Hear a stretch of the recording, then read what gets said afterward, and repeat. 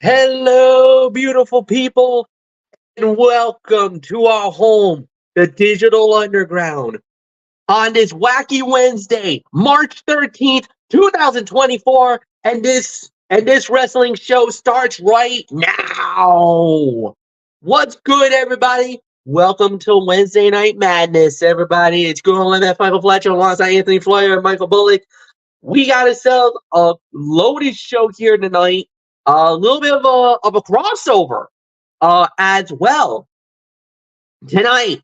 We're gonna be talking obviously professional wrestling, NXT, AEW. We got that, and then we're gonna do a little bit of a crossover. We're gonna merge into TXN Sports World because this week it's championship week. So we're gonna do a brief setup. Big East tournament started today with their first round matches. All their big games are now tomorrow.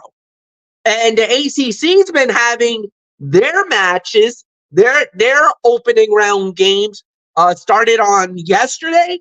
There was a game that tonight, and their big tournament really kicks off in high gear tomorrow.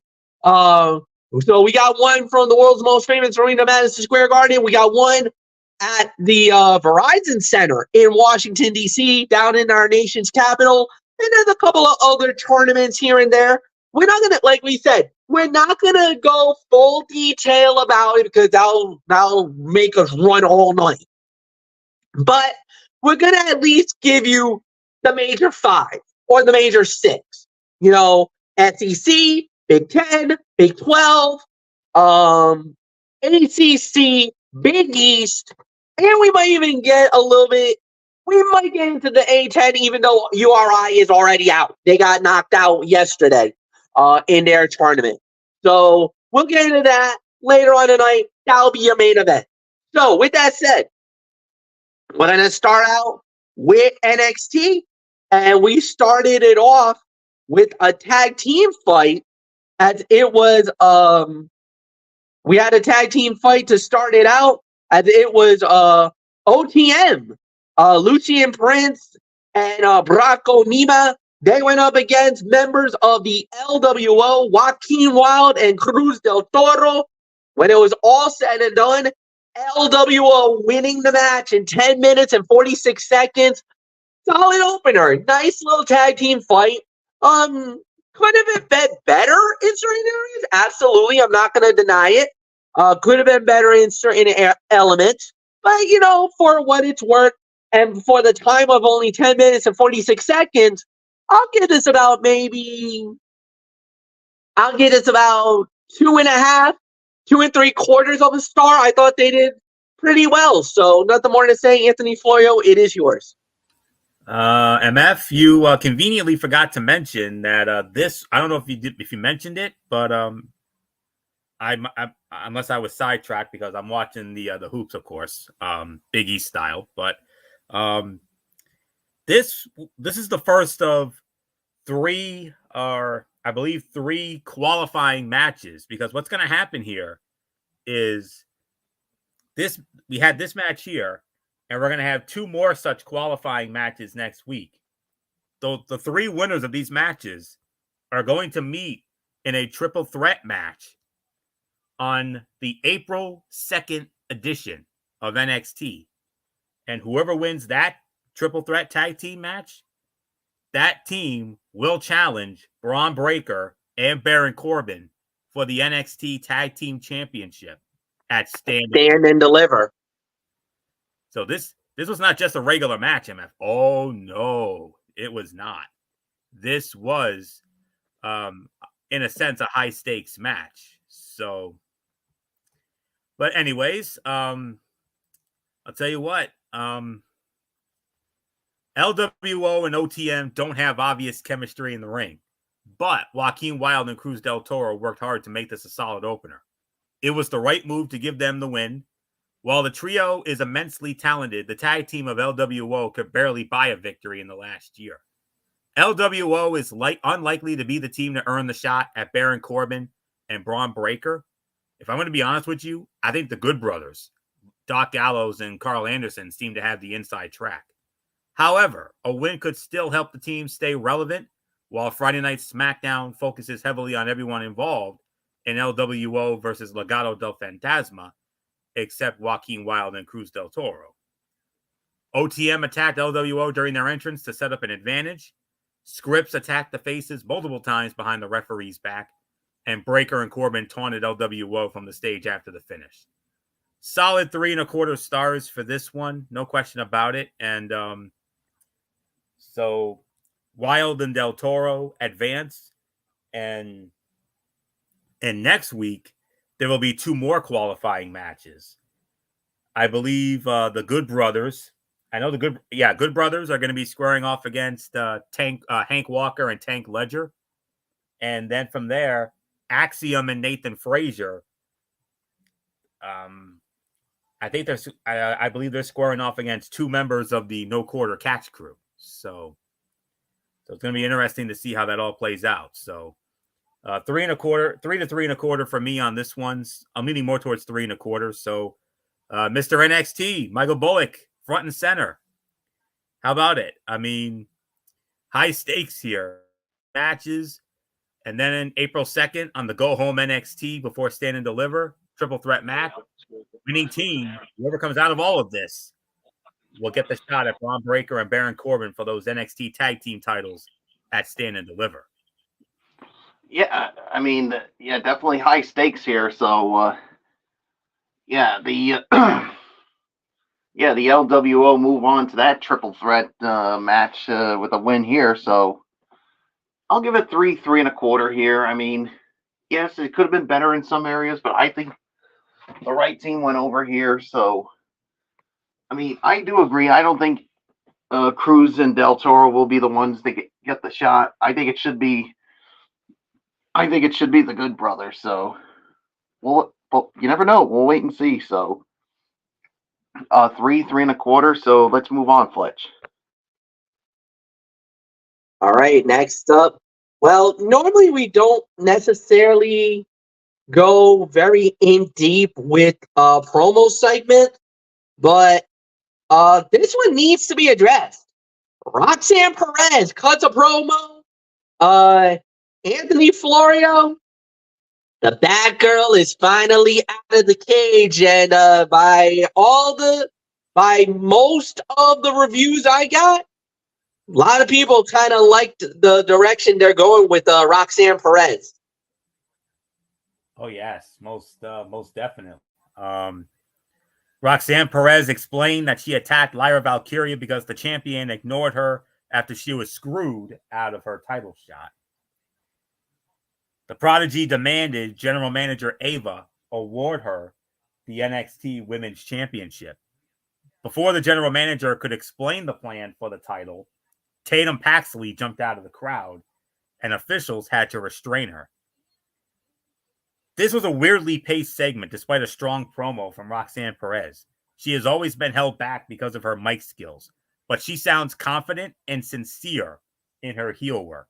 However, this could have been sped up a bit, especially given how rushed the ending felt. NXT is likely delaying a formal announcement for Stand and Deliver until next week. In the meantime, Roxanne Perez versus Tatum Paxley could be a fun bout, especially if the two lean into the hatred between them. The crowd started booing and began to slowly support Perez over her justified heel promo. And that's the only truly real observation after observation that I have. But I loved it. I mean, I am very intrigued to see where this goes. And, we'll have to wait and see. I mean, it's a shame that we didn't get the announcement from the formal announcement from Ava as to what's going to happen with the women's championship. I'm guessing a rematch with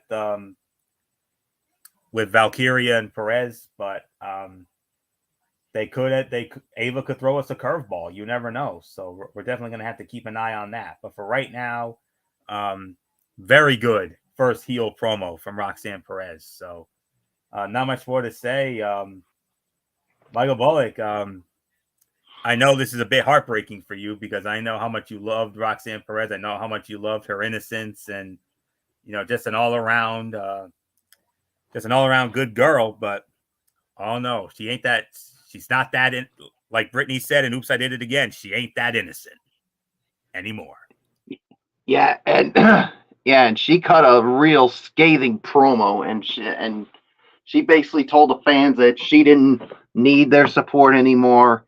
And she talked about how many times she was screwed out of the title and how she never got her fair one-on-one encounter. She called out a lot of people.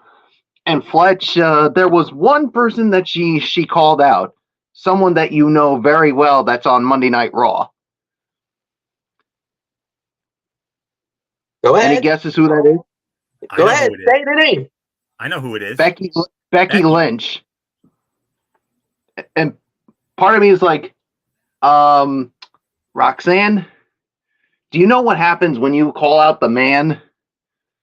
I mean, all I can say is you better hope she wasn't watching this, because if she was, she probably would want to beat the snot out of you Irish style, because you don't want to let out the Irish lass kicker that she is. So there's an old saying. Lucky right now that Becky Lynch is so focused on Nia Jax and on Rhea Ripley for WrestleMania. So I'm probably gonna say right now Becky's not worried about Roxanne, but I'm pretty sure the man will respond in time. Give it a few weeks, maybe a couple months. Yeah, in time, I think Roxanne's going to get her comeuppance from the man, because, like you said, right now she's focused on Nia Jax in that last woman standing match and the women's world title match at WrestleMania against Rhea Ripley. But somewhere down the line, Roxanne, you're going to have to pay the piper, as the late great Gorilla Monsoon once said. So, well, you're going to have to anyway, because not only you got Tatum Paxley, but somewhere down the line when she gets better, Lyra Valkyria's got a receipt that's going to be coming your way. Because I mean, it's going to be her against Roxanne against Lyra Valkyria for the women's title. And here's a little message for you. You have to earn your way to winning the title, not just say, "Oh, I want that title handed to me," because that's just how the way I want it to see. You have to earn it. But man, that was a scathing promo, and I'm interested to see how this whole. I mean, I think this heel's going to do wonders for her. Wouldn't you say so, Fletch? Agree with it. I truly understand why she did it. I truly understand why she feels the way she feels. Because, quite frankly, she got screwed over twice in her hunt at the NXT Women's title. Now, she's going at it the wrong way. She's blaming people that has nothing to do with a lot of the downfall of what happened to Roxanne Perez. Now, she wants the belt on a silver platter. That ain't happening. I'm sorry, sweetheart. You're not going to get it on a silver platter. You're, like Michael Bullock said, you're going to have to earn the right for the opportunity. However, she does deserve the right for the women's title. She deserves it more than any other woman on NXT, in my opinion. So for Roxanne Perez, she's validated on everything she said and everything else. For her to say, I don't need the sympathy of the crowd, I don't need your support or anything like that, hey, fine by us. You're not, I get it. I just wonder, Fletch, if she would say the same thing to Booker T. I kind of feel like she's right. in that point where she just doesn't give a damn. He probably would say that to Booker. Would that break his heart? Absolutely, because he'd be like, man, I was the one that mentored you. I was the one that got you into the business and everything else. He probably sympathizes with her because he knows what's been happening. So he probably will understand it, even though I think deep down he'd be a little heartbroken because he's like, you were my prodigy. You were my creation. I was the one that got you to the door when you were bright-eyed, bushy-tailed, where maybe not many people would have given you an opportunity because you were so young when you started this business. Because remember, she was only 16 years old when she started working in Booker T's company. So when he was training her at 16, gave her a break at 18. At 19, she was in Ring of Honor. And then at 21, she went to WWE. She went to NXT. And we all seen her rise since that point. She's only 22 years old, boys. 22 years old. And she's already one of the top women in NXT today. So, like I said, what's been happening to Roxanne has been a little bit criminal. What's been happening to her, I sympathize with her. I understand what she's saying. She speaks more truth than any other heel in right now. I think the only gripe I have is a lot of people, and I hate to say this, and I don't know how you guys are going to feel. Some people are labeling her a wannabe Cora Jade. At least when it comes to her heel work. You know what? I can buy that, Fletch. That she's a Jade Ripple. That that you haven't found your niche yet. However, who's been working with her lately behind the scenes, trying to probably develop her character? CM Punk. That's who's been working with when they got hurt. He was working with Cora Jade. He has been working with Roxanne Perez to try to hone that craft a little bit. So trust me, when you got the voice of the voiceless helping you out, maybe with promo stuff, giving you a little bit some pointers here and there with your in-ring ability, trust me, you want to have a guy like CM Punk by your side, because you want to talk about one of the best in the world and one of the best to do the business and work it correctly. Roxanne Perez is in good company, ladies and gentlemen. There's nothing to worry about with her work. Okay, so with that said, let's just move right on along. And the next thing that we did have was, it was a match. We don't really need to talk about it unless you guys feel it. It was Lexis King versus Robert Stone. Lexis King wins the match in 4 minutes and 35 seconds. So the next thing that we had after that was Obafemi putting the North American title on the line against Brooks Jansen. And it was indeed Obafemi winning the match, 11 minutes and 34 seconds to successfully defend the North American Championship. Michael Bullock, it is yours.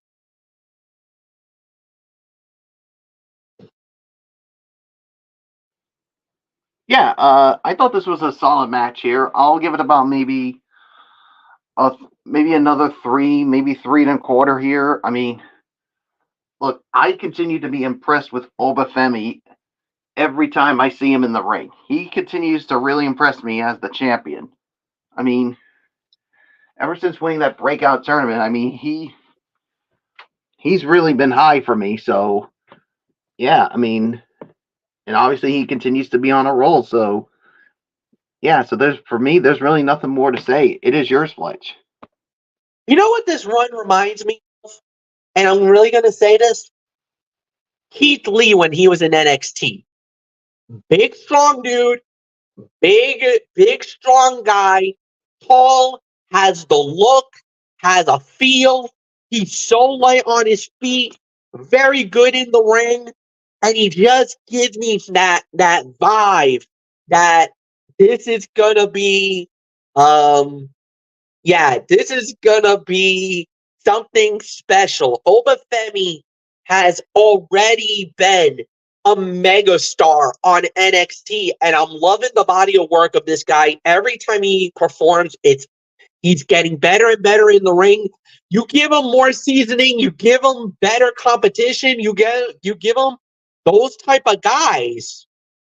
Obafemi could easily be a contender for not only to keep the North American title in his possession for a little while longer, but you can start thinking and dreaming and fantasizing Obafemi as a future NXT world champion.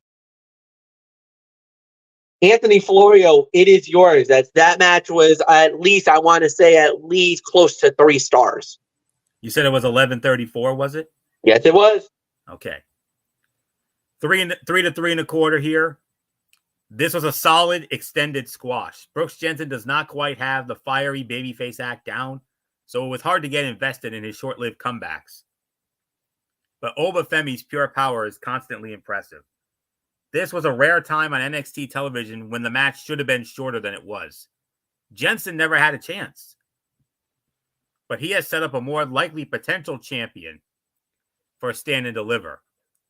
Femi versus Briggs is a big-time power matchup that could steal the show, should they go that way.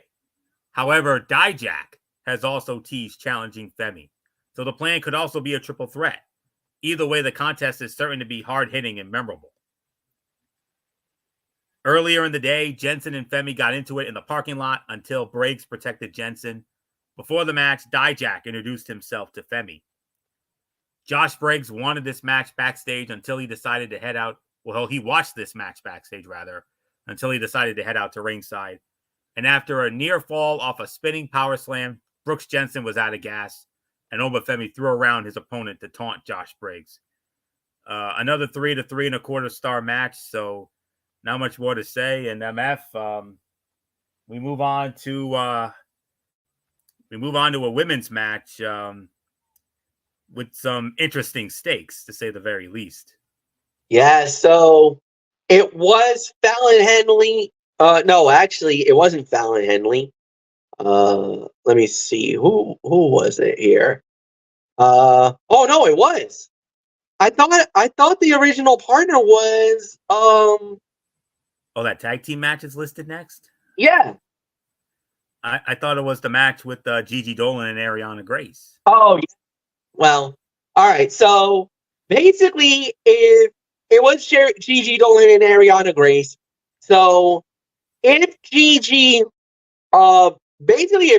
loses the match, he basically has to get a makeover.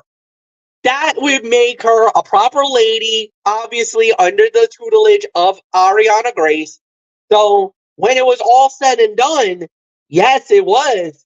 Ariana Grace won the match via disqualification in 4 minutes and 14 seconds. Now, what happened was there was a little bit of a tie-up. The referee kind of got out of position, and Ariana went low on Gigi. She went below the belt on her.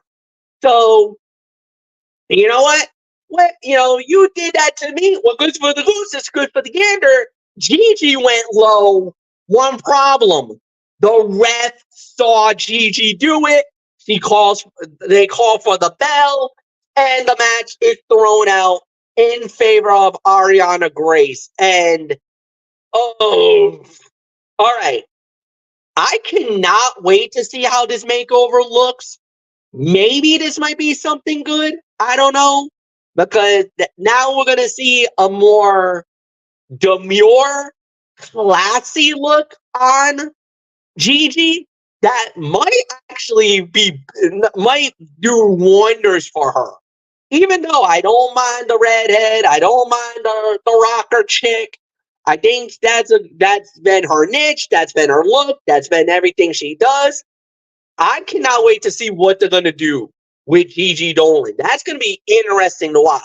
The match itself just did not live up to the hype. I don't like the finish. I think it's a weird finish for a DQ to occur that way. It is what it is. It was fine for what it was worth. Maybe a star to a star and a half because it was only 434 for the fight. Anthony Florio, Gigi's getting a makeover. She's gonna have sensitivity training. She's gonna be demure. She's gonna have to now start to treat herself like a proper lady. Thanks in part to Ariana Grace because of her win via disqualification. 1.5. Yeah, I agree. Ariana Grace and Gigi Dolan have more chemistry than one would have expected going in. It was a solid back and forth clash that was over too quickly to really shine. The non-finish felt appropriate as Grace continues to weasel her way to victory against more capable opponents. Gigi Dolan is forced to do Ariana Grace's bidding without truly having lost.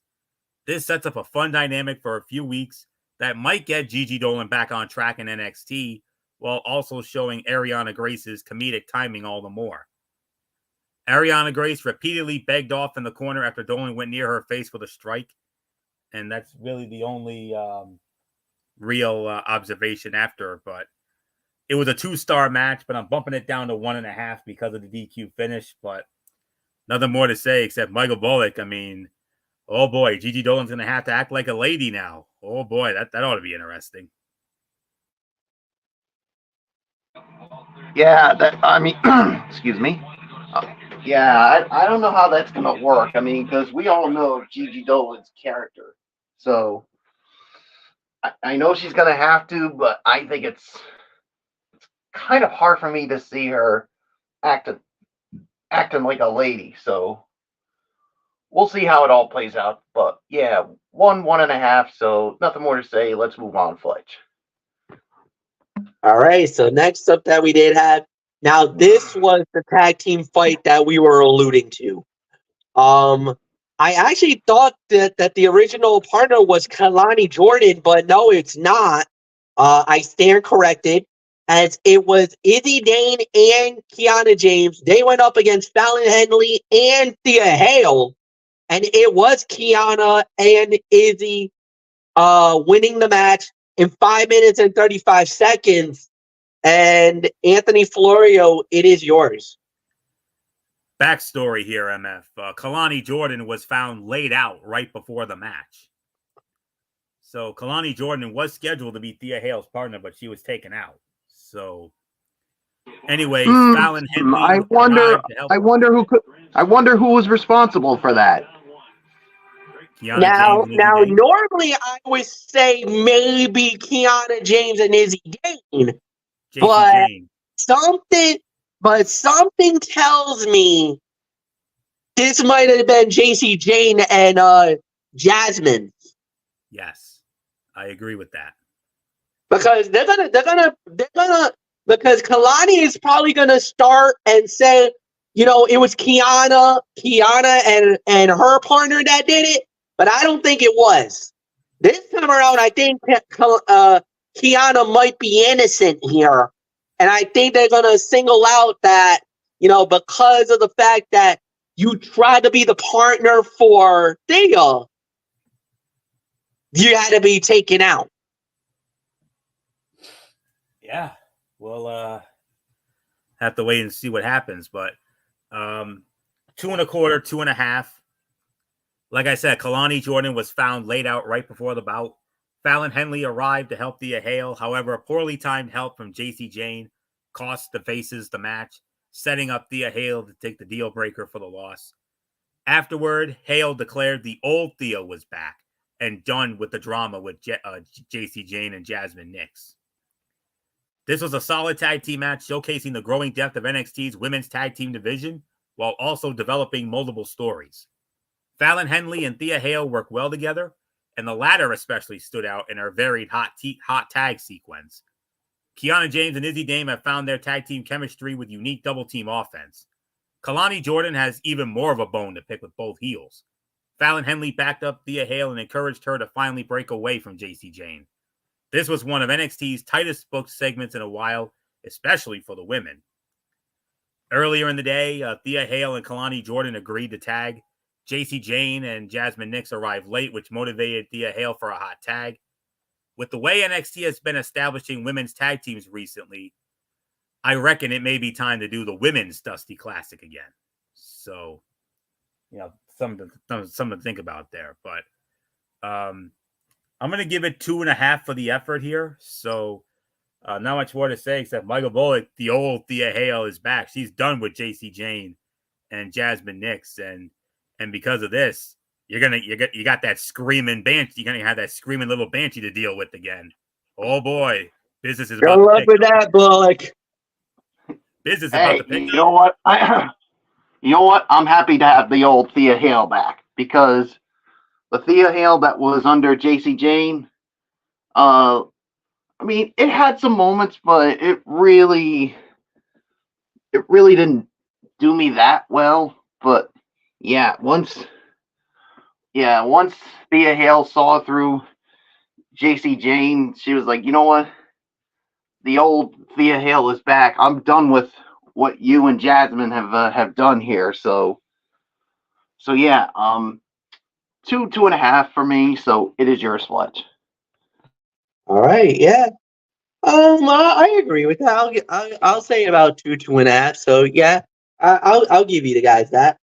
So next up we had was, well, this was one of the highlights of the night. This was one of the big fights, as it was Shawn Spears going one-on-one with Ridge Holland. Shawn Spears winning the fight in 9 minutes and 40 seconds. I believe this one goes to Michael Bullock. So Bullock, it's yours.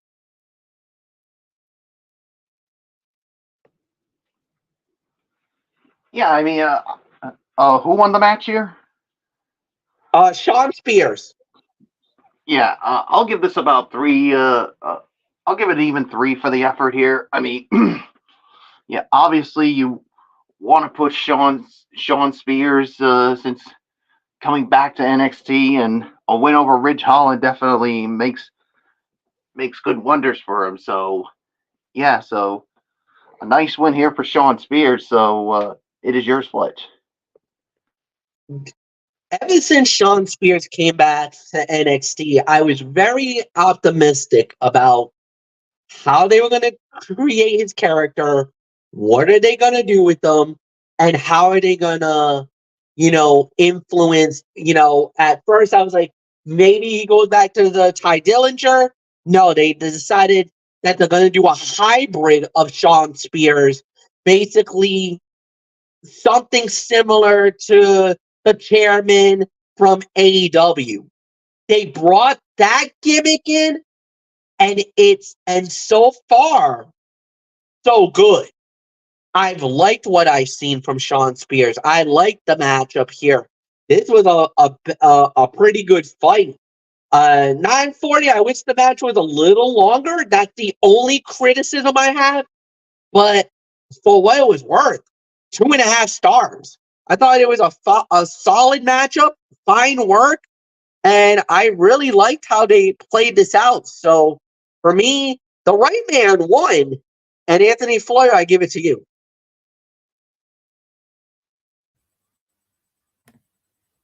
Shawn Spears taunted Ridge Holland from the opening bell, demanding he let out his anger. When he brought up Ridge Holland's wife, it finally unleashed that anger. The big man chokeslammed him through the announce table. He grabbed Spears' steel chair, but the referee took it away. The heel took advantage and hit a C4 on that seat for the win. 3 stars. This was a melodramatic battle that tried a little too hard to sell its story, but both veterans showed their talent with smooth, consistent action throughout. Spears especially brings an in-ring consistency that can benefit much of the NXT roster. He will be a major aid to the younger stars once he has moved past this feud. The ending was bad, as Vic Joseph tried to sell the chair impact as inadvertent, which was why the referee did not call for a disqualification. At best, it continued to make Ridge Holland look dumb. NXT found Holland backstage wishing his little girl a good night before his match. Holland hesitated before he could send Shawn Spears into the steel post. Spears took advantage and sent Holland into the post again. He taunted Holland afterwards, saying, "You should have done it." And then Spears trapped Holland in the ropes and then told him he let everyone down, including his wife. Yeah. So not much more to say on that. Solid 3 stars. And gentlemen, MF, there's nothing left for me to say except we closed out the show. There's only one way we can close that show. There's only one thing we need to do to close out that show, and that is whoop that trick. Yeah. I'll say this. Oh yeah, man. You do it good, Florio, but I'm pretty sure I probably do it better on that one. So I definitely more channeled the Booker T on that one more than anybody else on that. But yeah, it was Trick Williams, and he got interrupted by Meta-Four. Meta-Four basically all came out, and Trick Williams kind of played a little bit of Romeo. Got Lash Legend, and yeah, there was some loving going on in that ring, and I was like, huh? Lash Legend and Trick Williams. Wait a minute, I didn't hear anything about them being a couple for real. Okay, I mean that kind of was interesting to watch, but the biggest talking point on it, yes, Meta-Four came out trying to do what they wanted it to do to try to break down on Trick Williams, but Trick did make an announcement, called out Carmelo Hayes, and has now formally challenged him to a fight at Stand and Deliver WrestleMania Saturday. Saturday afternoon in the Philadelphia. That match, not official yet. Obviously, I'm pretty sure that match will be official pretty soon. But yeah, this was a solid promo at the end. Trick Williams is without a doubt the most over guy on NXT today. So just the mere fact that this guy is not fighting for the NXT title is beyond me, because this guy deserves to be the champion right now, more than ever before. So yeah, so there's really nothing more to say. Anthony, it is yours. Yeah. I hate to interrupt, but when it comes to the college hoops, we got a banger going on in MSG right now, and I am not believing what I am seeing right now with it. But we'll get to that in a little bit. But first, yes, MF, it is true. Trick Williams and Lash Legend are romantically linked in real life, so that is why we got that little PDA, if you will. So what a moment. But anyways, Trick Williams told Carmelo Hayes that he was not on Trick's level after what he did. He challenged Melo to a match at Stand and Deliver, only to be interrupted by the Meta-Four, who mocked him. Noam Dar wanted to get his momentum back by taking Trick's hype. He challenged him to a match next week. A fight broke out that surprisingly ended with Trick and Lash Legend lip locked. This was a bizarre end to the show despite Trick's best efforts. His passionate promo on Melo was the highlight of the night. The Meta-Four's involvement did not feel worthy of closing out the show. This felt more like an opening segment setting up the main event. Noam Dar just doesn't have the credibility to come up as a serious threat to Trick Williams right now. The Trick and Legend connection has serious potential if NXT does go down that route, though. Trick said how much Melo's betrayal hurt him. Trick said that even John Cena told him to watch out for Melo. And those were the only real takeaways, other than the lip lock, of course. But yeah, segment of the night, no question about it. Even though Meta-Four had no business out there, and yes, MF, I 100% agree with you. An event of Stand and Deliver, an event the caliber of Stand and Deliver, I agree with you. I don't know how or why Trick Williams is not challenging for the NXT championship. I mean, I think it should have been him and Ilya, but obviously they felt that him and Melo was the bigger deal. Number one, really get him over as that. They probably felt that he needed a little bit more. That's the only thing I can think of, but I wish it would have been Melo and Ilya on that Roadblock special. Melo wins the title, and then you could have had Melo and Trick for the title. But Mr. NXT, Michael Bullock, strongly felt that match does not need the title, and well, he's going to get his wish. So because we all know it's going to be Ilya Dragunov and Tony D'Angelo battling for the NXT Championship at Stand and Deliver. So. But I'm going to tell you right now, once that match gets made official, Melo and Trick, we all know Trick's winning that match.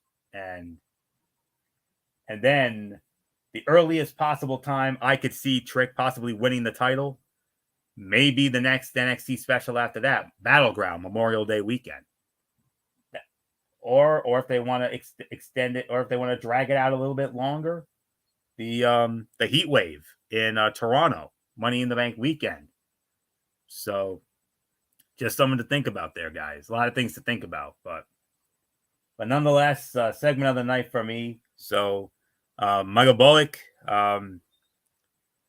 it's not official yet, but we know it will be. Trick Williams, Carmelo Hayes, Stand and Deliver. And I know out of all the matches on that card, that's the one you're looking forward to the most. And no title either. So I know how important how imperative that was to you. So, oh yeah, your thoughts on all of it? Oh yeah, and like I said, this was only my opinion. I mean, I said, a match like this, it doesn't need the championship, and don't worry, Trick will get his shot at the NXT title, but I just think he needs to finish business with Carmelo Hayes before he gets to that, because we all felt that, Trick feels like it's because of Carmelo Hayes why he's not the NXT champion. So he wants to get him out of the way before targeting the NXT championship. So, but yeah, a good promo by Trick Williams, but the metaphor getting involved, I don't understand that.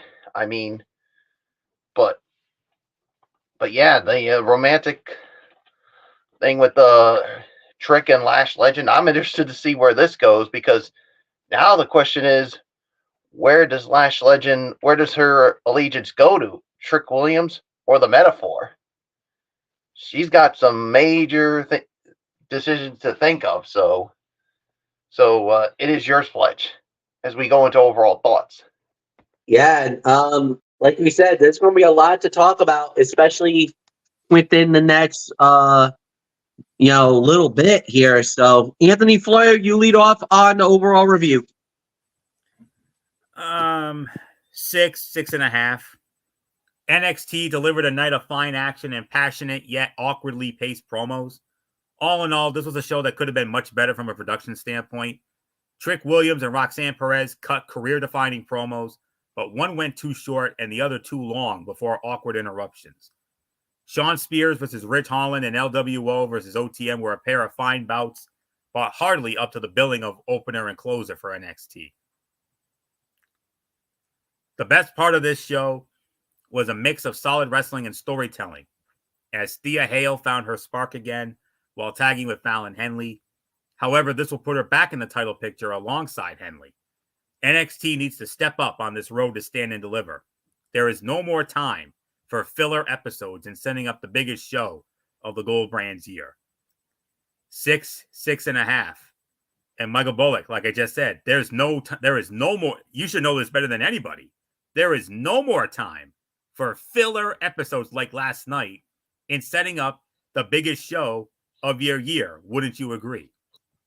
Oh yeah, this is the time of year where there is no need for filler segments or matches. Especially when you're getting this close to one of your biggest NXT events of the year, Stand and Deliver, as part of WrestleMania weekend. They need to cut the filler and give us more reasons why we should watch this. Because if they continue with a lot of the fillers, then are people going to want to watch Stand and Deliver WrestleMania Saturday? I mean, are you going to watch it, Florio, if there's any more of these fillers? Hell no. You, Fletch? Right now, I hate to say it, but I'm not really feeling NXT right now. Yeah, so I'm in the same way, because if they continue with this, why should I even bother watching Stand and Deliver? I'm not going to waste 3 hours of my time leading up to WrestleMania Saturday watching a pay-per-view when there is not a lot of build for some of these matches. So when you're basically got a lot of filler that really has no business being on the show. So 6.5. So all I can say is, Shawn Michaels, you need to, as Adam Copeland would say, wake up. You need to wake up and give us reason why we should watch this. Because as of right now, as you just heard from the three of us, it's an absolute no for Stand and Deliver. So you still got time, but right now, I'm saying this, I'm not even bother wasting my time with Stand and Deliver. So, because I would rather be more focused on WrestleMania Saturday than Stand and Deliver. So 6.5. NXT, you really need to get better with this, or you're going to have one very pissed off fan of NXT. So it's yours, Fletch. Yeah, we're gonna have to wait and see how it plays out. But yeah, they need to step up. They need to step their game up, especially this close to to WrestleMania weekend, and it's coming fast, guys. So we'll have to wait and see how it plays out. All right. So next up, we do have, and we're gonna try to go a little quicker with our review here on this one, but this is a big one, guys. It is AEW Big Business TD Garden, Boston, Massachusetts. About 90 minutes from where we are right now in our home base. And we started it off, well, they didn't even waste any time. They dropped the nuke on us right out of the gate. The biggest kept secret. The biggest kept secret is no longer a secret. We felt like it was going to happen. Once we knew the talks from WWE fell apart, we knew this was going to happen. We were waiting for it. We were expecting it. It happened. Mercedes Moné is all elite. Sasha Banks is home. She's now with AEW, cutting a promo. Basically the CEO is now in the building. Solid opener. Very good segment. Obviously, the fans in Boston gave her the hero's welcome that she was hoping for. It was a great moment for her. Great moment for AEW. And for the first time in a long time, probably since the day CM Punk made his debut in Chicago, this was a live crowd that really ate up the segment, hook, line, and sinker. So there was nothing bad about it. And the vision that she's got, hey, we'll wait and see how it plays out. Now the question becomes, will she be a trendsetter? Will she really be that star? We've seen a lot of women that had come into AEW, had a nice run, but never really broke free. Never had a real moment. Other than maybe Britt Baker, Toni Storm, and I guess you can say Saraya had a brief moment back in London. But other than that, a lot of them have been lost in the shuffle. So that's the one concern I would have. with Mercedes Moné coming to AEW. But I hope, and I hope I'm wrong, and I hope that Tony Khan does know what he's going to do with Mercedes Moné, and that she will have the big run or the big moment that she's had. But there's been a few criticism. There's been a few people criticizing, saying that maybe the money is not worth it for a woman that's only wrestled 4 times since she left WWE. Just saying. So, Anthony Floyo, it is all yours. After a brief intro by Renee Paquette and the announcers, we immediately got the debut of Mercedes Moné in All Elite Wrestling. Moné said she was home in Boston and the crowd chanted, "Welcome home." She thanked the crowd for its support and gave us a quick recap of her life leading up to now. She specifically mentioned having unfinished business with Willow Nightingale. We all know why. Willow Nightingale took that New Japan Women's Strong title from her sometime last year. This was just over 10 minutes and did a great job allowing Moné to introduce herself to any fans who may not know her. But based on the reaction she got, everyone at the TD Garden in Boston knew who she was. This was a great way to start the show. The fans were pumped, and it put everyone in the right mindset for the rest of the show. It was simple but effective. The new entrance song is good, but the music the CEO had in New Japan was catchier. Moné's hair was awesome. She has done some cool looks with it, a la Naomi. And speaking of, Naomi was in Boston tonight. Bayley was in Boston. They were there to support Mercedes. And obviously you can't show them on camera because they're under contract to the competition. So not only that, but also I actually found out that Tamina Snuka also was in the building. She was actually in Boston as well, supporting Mercedes. Absolutely. Yes, Team Bad. We all remember during the summer of 2015, the women's evolution in WWE. But anyways, unbelievable moment. And this ranks right up there with when CM Punk on that second Rampage, August of 21, Chicago, when Punk returned after 7 years. I mean, that's still the biggest, but when it comes to the women's side, this is definitely their biggest moment. And now that Mercedes is there, big business is about to pick up in the women's division for sure. So not much more to say here.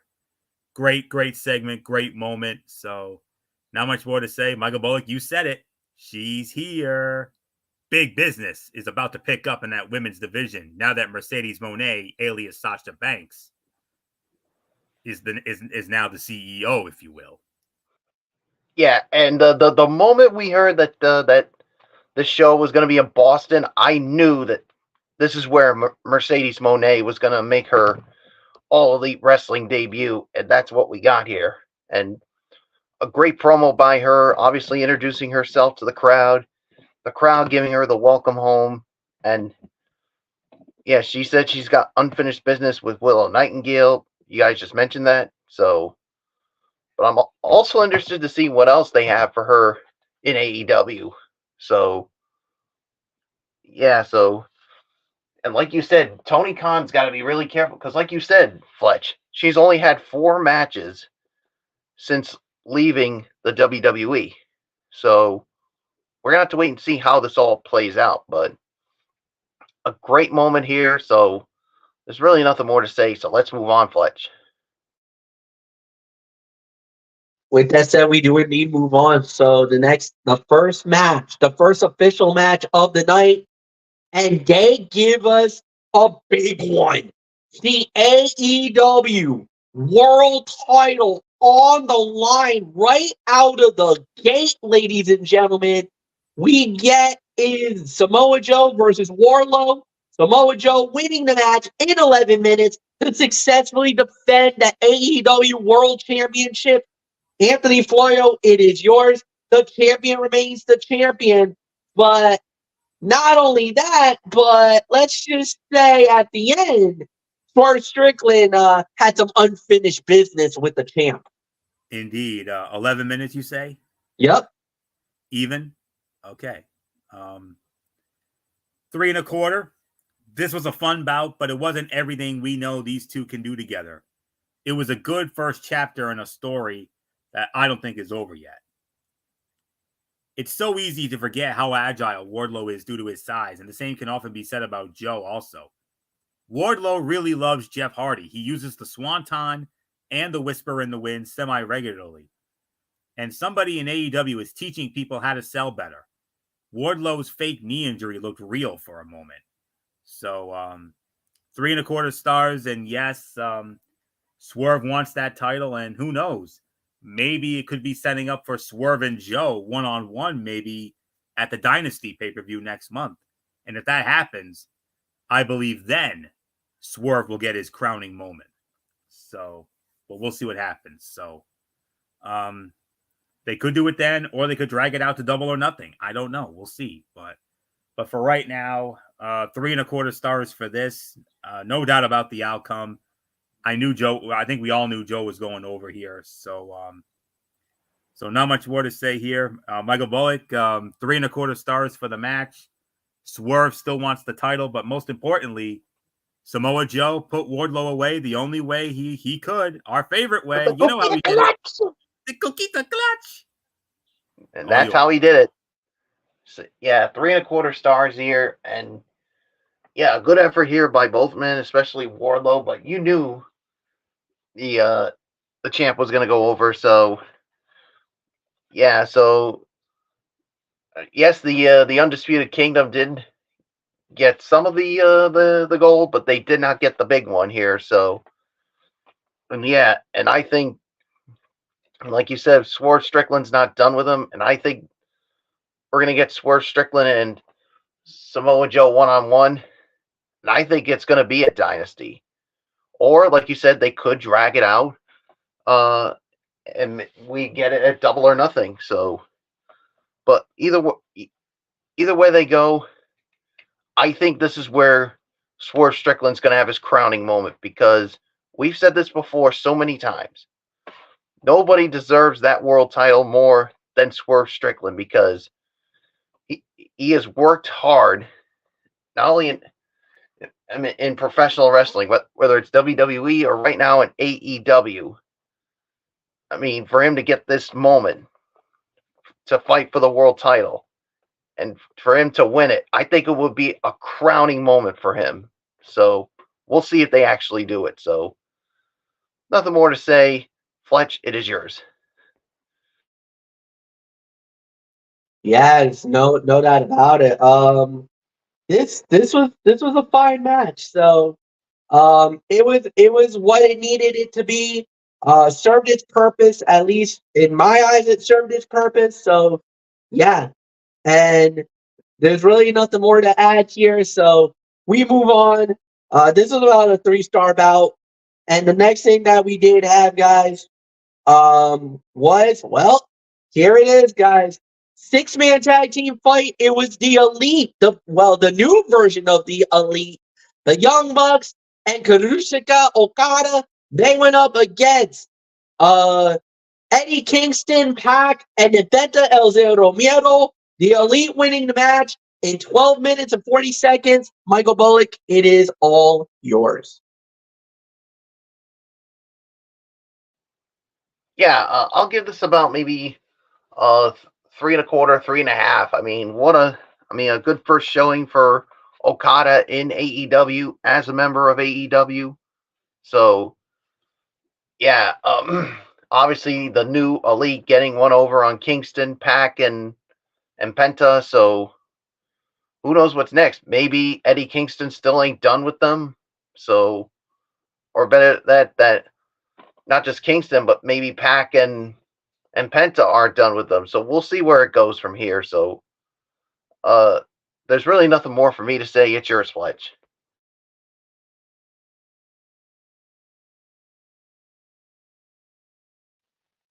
Yeah, I thought it was a solid match. This is a good battle. It served its purpose. It gives the Elite what they needed, that credibility, that nuclear heat, especially for Okada if you never seen Okada in wrestling, or you never got to see him in the ring, yes, I know you've seen him maybe limited times in AEW, but now you're going to see him more. Now you see what he brings to the table, how good he is in the ring, and working as a heel, which is something that he actually has done in New Japan, but it never really came to the forefront because he's such a big name in New Japan. So they kind of propped him as the golden boy for New Japan for a number of years. But he was a little bit of a heel, heel-like tendencies, especially recently. He was playing that character. Now he's really getting to branch out. Now you're going to get to see the real Okada. But if you notice at the end of the match, you notice what he was holding up at the end of the fight? The Continental Crown. Do you know why? Because of Eddie Kingston. He is going firmly after that belt. And if the Elite gets their way, I think we're looking at a new champion coming right down the pipeline, folks. I think Eddie Kingston's reign as the Continental Crown champion might be coming to an end, and Okada might be grabbing more gold. And remember, if you get that gold, you not only get to become the New Japan strong heavyweight champion, which is a syndicate of New Japan. So that'd be perfect. And he becomes the Ring of Honor World Heavyweight Champion. Now, maybe Ring of Honor might be a little bit beneath Okada, but that strong title, that's New Japan belt, that is definitely up his alley. That would definitely keep him in the United States, but it also gives him an avenue to stay with New Japan because it's a New Japan title. He not only could defend that in the United States, he could go to Japan and defend that title anytime he sees fit. So it'd be a perfect marriage more than anything else. Obviously, also defend the title in AEW as well if he wanted to. So, nothing more to say. Anthony Floyo, it is yours. And MF, I know it had to be exciting for you because everyone knows you're the biggest Okada mark there is. So yes, we all know how much you love Okada. And by the way, it's Kazuchika Okada, not Karuchika Okada. I mean, although I kind of like that. I kind of like the sound of that, if I'm going to be honest with you. But nonetheless, 3.5 stars for me. It was a decent outing for everyone involved, but what it set up for the future is far more interesting in the match. I mean, first half was relatively straightforward. We got to see most combinations of people fighting each other, but the pace was steady and everyone was observing tags. So the multi-man spots were used sparingly. Things began to break down into chaos after the picture-in-picture break. Pac saved most of his big moves for later in the bout, so he stood out a bit. Kingston and Okada had the most personal exchange and were the two men involved in the finish when the Mad King fell to the Rainmaker. This will definitely be Okada's first major singles feud in AEW after Okada held up the Continental Championship to signal his desire to win it. Oh, by the way, next week, AEW Dynamite, Toronto, Canada, Coca-Cola Coliseum, Kingston versus Okada for the Continental Championship. Let's go. That's all I'm going to say. The first half of a double main event.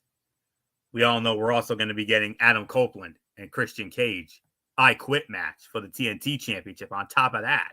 So 2 huge main events in Toronto next week. And we'll be interested in both of them, but I know Bullock will have a far more interest in that TNT match more than anything else. But all right, the Bucks are acting like 80s wrestling heels in some way, and it's been kind of an entertaining addition to their changing gimmick, but it can easily be overdone if they're not careful. And as soon as Penta got in the ring, you could see the Bucks working differently. The Lucha Bros and Young Bucks just have a unique chemistry. So there isn't anything else left to say on this. 3.5 stars for me. Very good match, and nothing more to say. Michael Bullock next week, Toronto, Eddie Kingston, Kazuchika Okada, Continental Championship on the line. Whoa.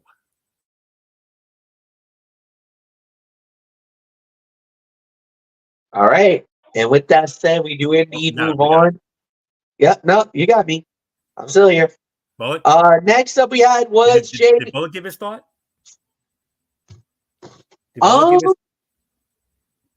Actually, no, he didn't. I'm sorry. My bad, Bullock. It's yours. Oh, all right. Yeah, 3.5 stars for me as well. But yeah, Okada and Kingston. Yeah, I definitely can't wait for it. So yeah, now let's move on. All right. So next up we had was Jay White versus Darby Allin. Jay White winning the match in 12 minutes and 15 seconds. I believe this goes to. Let me see. Who leads off? I do. So Florio, it's yours. Yep. Yeah, this was about 3.25, 3.5 on this one. Solid match here. Another good match here. When it comes to this match, it was not about selling. He needed that tape to keep. Darby Allin needed to keep the wound shut. Switchblade did what he always does and zeroed in on Allen's injury with most of the offense. He looked confident and was often taunting his opponent between moves. As always, Allin began to rally late into the bout and used some of his risk-taking style to come close to winning. But it also ended up costing him when he missed a coffin drop on the apron and took a bad spill to the floor. And he beat the count out, but immediately walked into the Blade Runner. The Guns came out. They continued to assault Darby after it was over. The Acclaimed and Daddy Ass ran down and stopped them from taking it too far. This led to Jay White hitting Billy Gunn with a chair to officially disband the Bang Bang Scissor Gang for good. Bullet Club Gold left everyone down in the ring. Allin, maybe someone should tell him it's okay to take a few weeks off after going through a pane of glass. It's just a thought. Jay White's chair shot to Billy Gunn may have looked better from another angle, and Darby Allin was likely written off TV for a bit by this attack so we could climb Mount Everest. So 3.25, 3.5 for this, and like it or not, MF, that Jay White that you despise so much, he's back.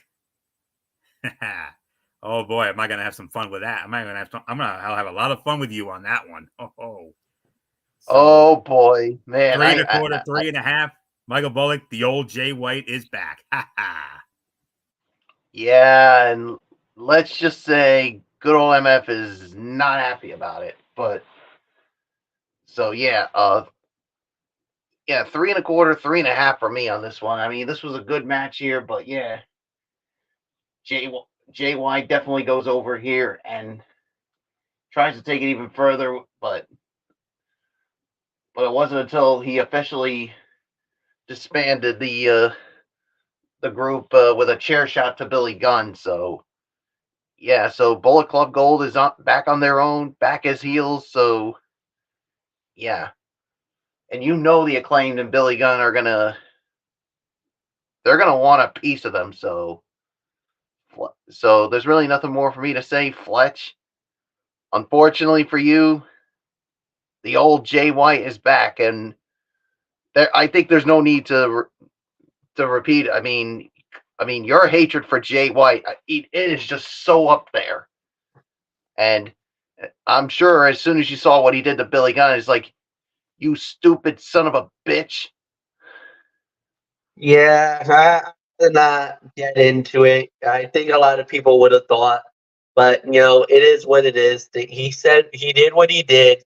He did the attitude, and that's it is what it is. So, do I got my thoughts about it? Yes. Do I want to give it tonight? No, because I want to try to keep it as PG as possible without offending or without angering, our friends, and and I know we've been in a very, whatever you want to say. So I want to kind of keep it within balance this time around.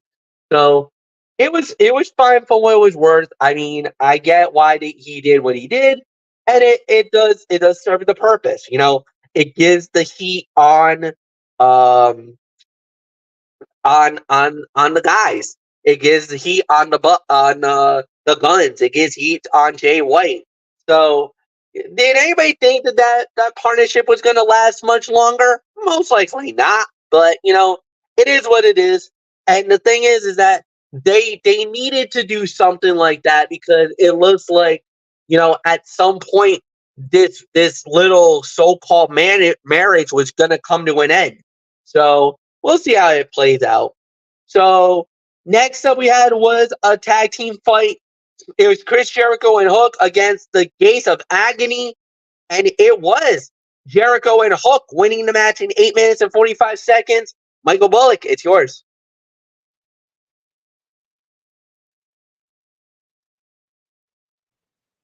Yeah, I'll give us about maybe 2.5, 2 3/4 on this one. I mean, it was a solid match here. I mean, it definitely could have been better in some areas, but all in all, I thought I definitely enjoyed it. So, not much more I'm going to add to it. So, it is your Pledge. Yeah, we'll see how this plays out. It's going to be very interesting to see, and yeah. So at the end, it'll be an interesting. It was about maybe 2.5. Agreed. Anthony, it's yours. 2.5. This was not a very long bout, but it was good for what it was. They have been dubbed Lion Hook as a team name, but I don't know if they're going to be remaining a duo for long because next week, Chris Jericho and Hook are going to go one-on-one. So we'll see how long that lasts. Bishop Kong lasting so long in both the Red Rum and the Lion Tamer made him look like a badass. AEW should do more with him. Jericho and Hook gave a backstage interview after the commercial. Jericho said he needs to know what it's like to face Hook, so he asked for a singles bout, and Hook immediately agreed. So we're going to get that in Toronto next week. So you thought tonight was, you thought this big business in Boston tonight was big. Toronto's going to be just as big, if not even bigger business next week. So they're setting it up like a mini pay-per-view almost next week with 2 pay-per-view quality title bouts on free television. Go figure. So 2.5, and we move on to a very surprising main event. This is the last match I expected to main event this show tonight. It's Willow Nightingale going one-on-one with Riho. Willow Nightingale winning the match in roughly 13 minutes. And what happened after the match was basically you had the reigning champion. You had Julia Hart and Sky Blue come out. That prompted Mercedes Moné to come out. And Mercedes Moné, basically, it looks like she's calling her shot. And of all the titles she could go after, it looks like Mercedes Moné might be going after the TBS title. That's a little bit of a departure because I think a lot of people thought, oh, she's now in AEW. She's going to go right after the big belt. She's going to go right after Timeless Toni Storm. And that she'll probably go after the AEW Women's World Title. No, she's going after the secondary title, Anthony Florio. This actually is a little bit of a surprise. Now, she did save Willow. Now, that doesn't necessarily mean anything. That could be just, I saved you so that I can get my revenge on you. Because remember, like you alluded to, when she fought in San Jose, she got hurt, and it basically knocked her out. And Willow went on to win the Strong Women's title that night because Mercedes Moné ended up tearing her ACL that night and kind of knocked her out of the action. So it's all yours, Florio. This was a 3-star bout as far as the main event goes. This was one of the most mismatched pairings in the women's division. Riho is one of, if not the smallest competitor in all of wrestling, and Willow is a powerhouse capable of pouncing her into the 10th row if she wanted to. Riho got a lot of offense in, but still played the underdog role well, as she usually does. The AEW crowd loves her but even that wasn't enough to save her from the Dr. Bomb. Willow won the main event decisively and without any interference or shenanigans. Solid way to end the show. TBS champion Julia Hart and Sky Blue attacked Willow until Mercedes made the save. She took out Sky Blue in the aisle before hitting her finisher on Julia Hart in the middle of the ring. Willow and Mercedes posed together, so it looks like any feud they will have will be based more on respect than animosity. As cool as it looked, Rio hitting a Northern Lights suplex on Willow is more unrealistic than most things we see every week. Willow had to help for sure. The upside of Rio being so small is that her double stomp on the top rope is probably a lot less painful for Willow to take than it would be from a bigger wrestler. And the post-match, the hug there, the act of sportsmanship was a nice moment. That makes Bullock and me very happy. So not much more to say on that. 3.25, 3.5 stars, theme of the night here. So not much more to say. Michael Bullock, could we possibly be looking at maybe Mercedes and Willow going up against Julia Hart and Sky Blue as part of Mercedes' first major match in AEW? I think we could be looking at it. Yeah, I think we could be looking at that as well. But yeah, we definitely got to wait and see how this all plays out. But yeah, another 3.25 to 3.5 here. So yeah, there's really nothing more for me to say except let's get into our overall thoughts on this edition of Dynamite. All right, and we started off with Anthony Florio. Tonight's big business episode of Dynamite was always the rumored debut of Mercedes Moné in AEW, but we didn't know exactly what we would get. Having Mercedes open the show with a promo was a familiar way for AEW to introduce someone. It happened with CM Punk as well. The difference is Mercedes also closed the show by getting physical and saving Willow Nightingale from an attack. Seeing the women's division in the main event slot was a nice change, but let's hope it's not just a one-time thing because Mercedes was debuting. There were no squash matches, so every segment felt like it served a real purpose. Most of the action was fun. The non-wrestling stuff was good. The Bang Bang Scissor Gang is officially broken up and on a path toward a big bout. And we have a clear vision for what the future holds for newer AEW signings like Will Ospreay and Kazuchika Okada. All in all, this was a good 2 hours of AEW television with few low points, if any. 7.5 to 8 out of 10. So not much more to say. Michael Bullock, your overall thoughts on AEW Big Business from your somewhat house, TD Garden, Boston, Mass. Yeah, I thought this was a good show. I mean, yeah, it could have been better in some spots, but all in all, I mean, this was a good show. So yeah, 7.5 to 8 for me. So Fletch, it's yours. 7.5 to 8. I totally agree with everything you guys have said. So we're just gonna park it there. Now we are going to shift gears. And as a matter of fact, it's now time for the TXN Sports World portion of our show, as we are going to be covering the big conference tournament that's be going down, coming up. And with that, I now toss it over to the host of TXN Sports World, Anthony Florio. It is all yours, my friend. All right. Championship week is finally arrived in college basketball. And my goodness, we've already got let's just say we got some chaos running amok.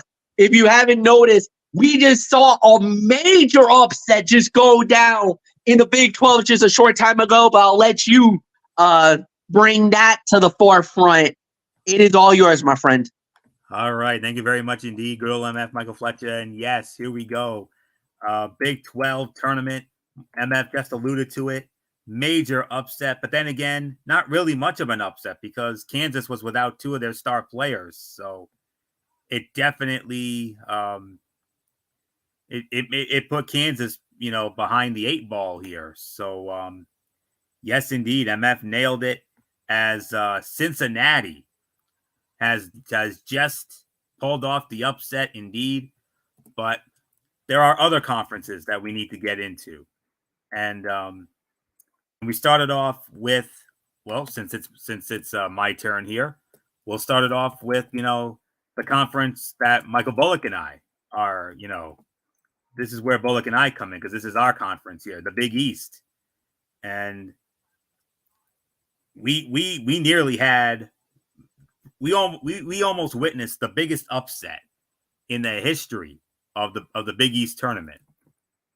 DePaul, a team that went winless in Big East play this year, nearly pulled off the biggest upset in the history of the Big East tournament against Villanova. But Villanova survived, they escaped, and so let's break it down. Big East Conference. We had 3 games today. Xavier defeated Butler 76-72.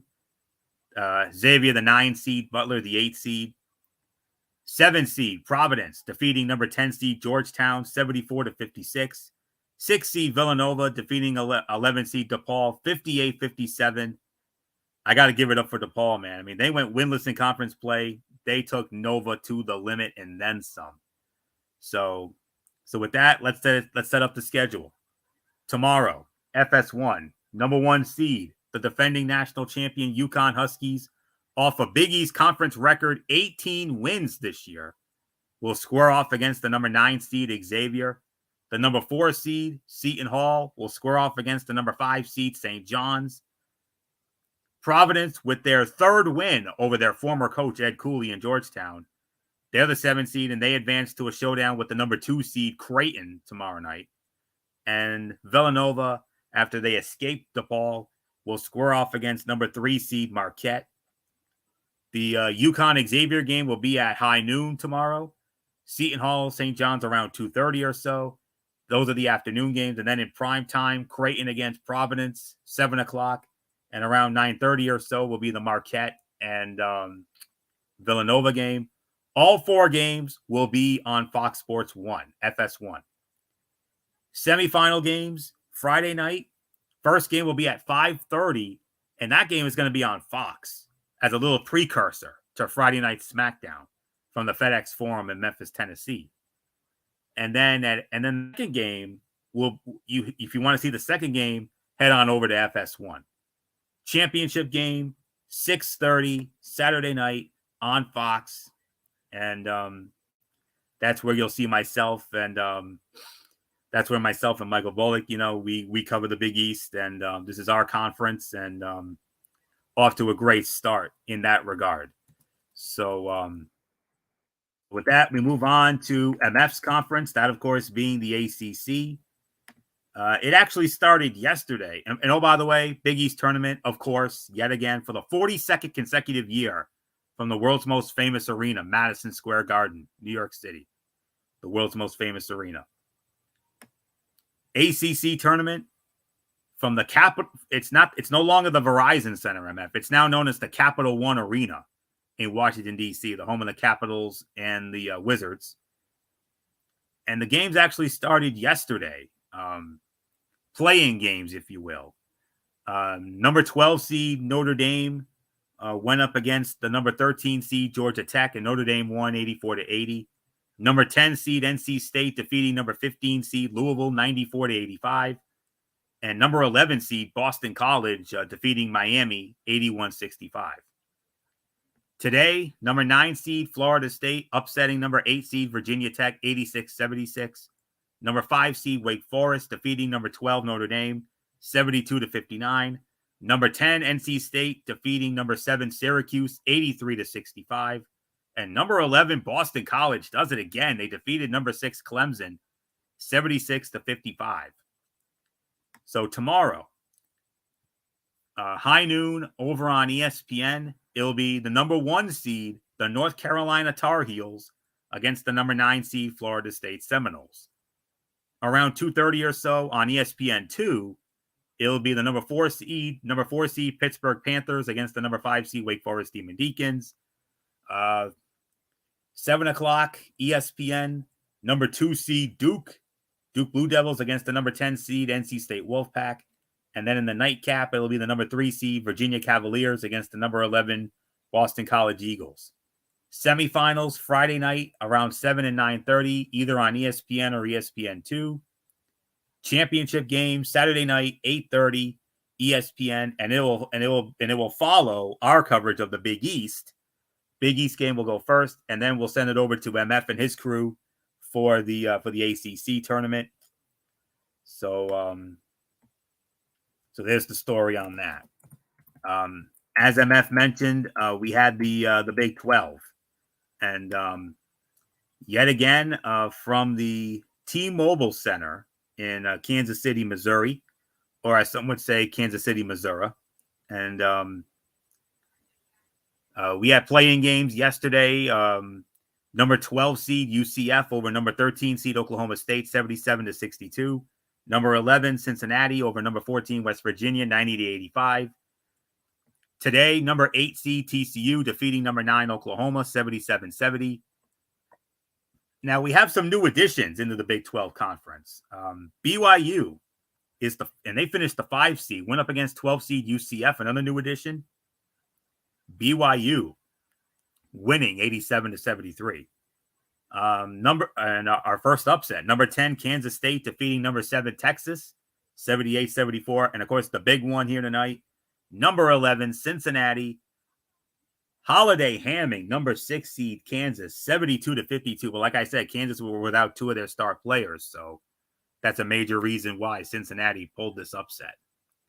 Tomorrow, number 1 seed is the Houston Cougars. Oh, by the way, they're the number 1 team in the country. Oh, by the way. It'll either be on ESPN or ESPN2. Number 1 seed Houston against number 8 seed TCU. Number 4 seed Texas Tech against number 5 seed BYU. Number 2 seed is Iowa State. They'll take on number 10 Kansas State. Number 3 seed is Baylor, and they'll square off against number 11 Cincinnati. Semifinals Friday night on either ESPN or ESPN2. Championship game Saturday, 6 o'clock on ESPN before they air the ACC championship. So that's the story when it comes to the Big 12. The Pac-12. Pac-12 tournament also getting underway from the T-Mobile Arena in Las Vegas, Nevada. And it started today. Number 9 seed USC defeating number 8 seed Washington, 80-74. Number 5 seed UCLA defeating number 12 Oregon State, 67-57. Number 10 seed Stanford defeating number 7 California, 87-76 in overtime. And we have a game in progress right now. Number 6 Utah against number 11 Arizona State. Tomorrow, quarterfinal action, and these games, the first 3 games are going to be on the Pac-12 network. Will be exclusively on the Pac-12 network. The final game will be on FS1.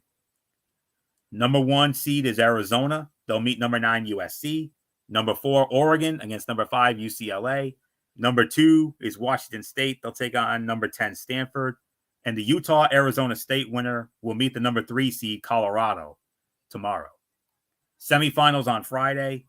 5 o'clock Pacific time on the Pac-12 network. It'll be like 8 o'clock on the Pac-12 network, and then 10:30 on FS1 Friday night. And then the championship game will be following the Big East championship game on Saturday night on Fox. So that's the story there with the Pac-12. And we had the Big Ten, the Big Ten championship. Now, when you think Big Ten, you would think, oh, it's either in Chicago or Indianapolis, because those are the 2 hotbeds. No, for the first time ever, the Big Ten Conference is doing their tournament from the Target Center in Minneapolis, Minnesota. 2 games today, and they were both exclusively on Peacock, if you can believe that. Peacock of all things. Number 12 seed Maryland against number 13 Rutgers. Maryland won 65-51. Number 11 Penn State defeating number 14 Michigan, 66-57. Tomorrow, second round action. All games will be exclusively on the Big Ten Network. So if you have the Big Ten Network, you can tune in and check them all out. Number 8 seed Michigan State against number 9 Minnesota. Number 5 Wisconsin against number 12 Maryland. Number 7 Iowa against number 10 Ohio State. Number 6 Indiana against number 11 Penn State. Michigan State Minnesota winner gets the number 1 seed Purdue. The Wisconsin-Maryland winner gets number 4 seed Northwestern. Iowa-Ohio State winner gets number 2 seed Illinois. And the Indiana-Penn State winner will get number 3 seed Nebraska. All quarterfinal games on Friday will air exclusively on the Big Ten Network. And then Saturday, both semifinal games on the mothership, CBS. And then the championship game Sunday afternoon, 3:30, prior to the big Selection Sunday special. And then last but certainly not least, when it comes to the power conferences, the SEC tournament from the Bridgestone Arena in Nashville, Tennessee. I believe that started tonight. And in the game of the day, number 12 seed Arkansas versus number 13 seed Vanderbilt. Arkansas winning it 90-85 in overtime. And number 11 Georgia defeating number 14 Missouri 64-59. 8-9 match. And then tomorrow we have the second round games. All games. Well, actually the first 2 games will be on ESPN. No, I apologize. All 4 games tomorrow will be exclusively on the SEC network. Number 8 seed LSU against number 9 Mississippi State. Number 5 South Carolina versus number 12 Arkansas. Number 7 Texas A&M against number 10 Ole Miss. Number 6 Florida versus number 11 Georgia. The LSU Mississippi State winner will meet number 1 seed Tennessee. South Carolina Arkansas winner gets number 4 seed Auburn. Texas A&M Ole Miss winner gets number 2 seed Kentucky. And the Florida Georgia winner against number 3 seed Alabama. It's going to be a split bill when it comes to the quarterfinals on Friday. The afternoon games will be on ESPN. The night games will be on the SEC network. Saturday, the semifinals, both games on ESPN. And then the championship game Sunday afternoon will also be on ESPN. So there you go, boys. There's that's the story when it comes to the Power 5 tournaments. I don't know if we're going to be getting more into this on Friday night or not, but so with all that, you heard all the results there, guys. So if you want to open forum this and give some thoughts, MF, what stood out to you? I think the one thing that needs to be talked about is, yes, I think a lot of people are saying UConn's going to win the Big East tournament. They've been one of the most consistent teams all season long. But as far as PC goes, I feel like they need one more win. 1 or 2 more wins, and I think they're in the NCAA tournament. I've been telling a lot of people that they needed at least 2 to 3 wins to get there. They got a nice one earlier today. I believe if they knock out Creighton tomorrow, they're in. They'll be one of the last 4 in. As a matter of fact, a lot of people feel Villanova might have gotten in tonight with their win because of what happened with DePaul. There's a lot of other things that needs to shake out, especially in that bubble. It's really, really, really tight. I kind of feel like that's really going to be the key. If PC loses, man, there's going to be a lot of sweating it out on Sunday night. Oh, by the way, we'll have that 6 p.m. Eastern on the Tone 25, as we're going to do a very special edition of TXN Sports World, the Selection Special. We're doing it again. We're going big this time around. We will have the exclusive reveal of the 68 field roster when it comes out, as it happens on Sunday night. And then from there, who knows how it plays out. As far as the ACC goes, it looks like it's Duke and Carolina, the 1-2. That could go either way.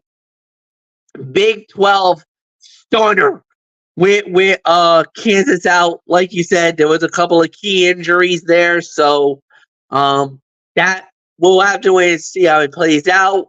Pac-12, maybe Arizona winning it all. I know a lot of people's like, what about USC? USC has been inconsistent all year long. They've been very inconsistent.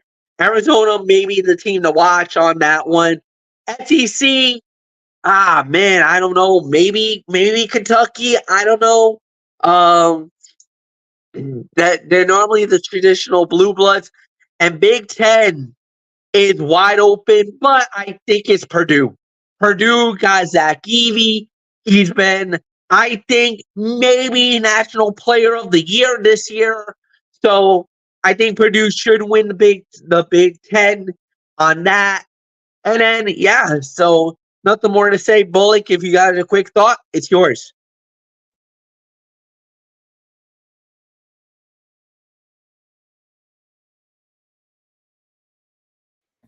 Well, look, are you there? Yeah.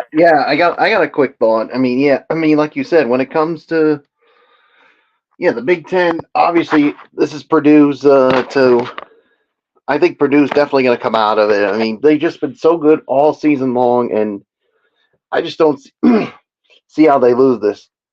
For the ACC, that's a tough one, but I gotta go with Carolina, especially with the momentum coming off of beating Duke. So, and then when it comes to the Big East, I mean, yeah, that's a tough one. That could go either way, but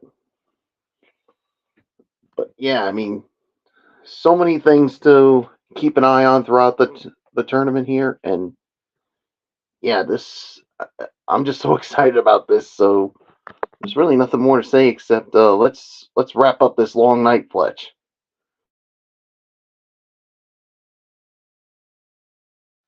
All right. With that said, we are done for tonight. We will actually we'll bring this up again on Friday. At least give us our quick thoughts as we're getting closer to the tournament. By then, we'll have at least the final in certain tournaments will be set, and then semifinal coverage could be done on particular nights. So we'll talk about it. We'll go from there.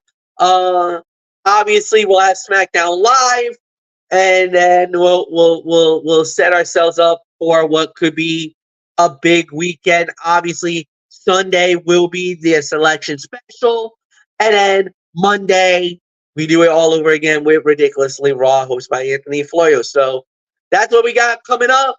Nothing more to say. Thank you so much for watching, guys. Have a great evening. So long for now. Bye bye.